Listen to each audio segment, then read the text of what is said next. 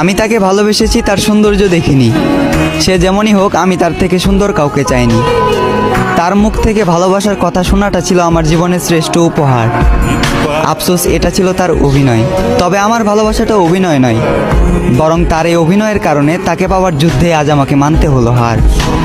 একটা সময় হাসির রাজ্যের রাজা ছিলাম, আজ সেই হাসিটাকেও হারিয়ে ফেললাম। আমি জানি আমি তার প্রথম নয়, বরং দ্বিতীয় ভালোবাসা ছিলাম। তবুও সে চিন্তাবাদ দিয়ে তাকে ফুলের মতো আগলে রাখলাম।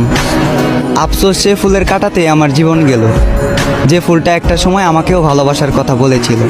খারাপ তো তখনই লাগলো যখন দেখলাম চোখের সামনে অতি আপন মানুষটা হয়ে গেল পর। চোখ দিয়ে ঝরলো বৃষ্টি, বুক দিয়ে বয়ে গেল কালবৈশাখী ঝড়।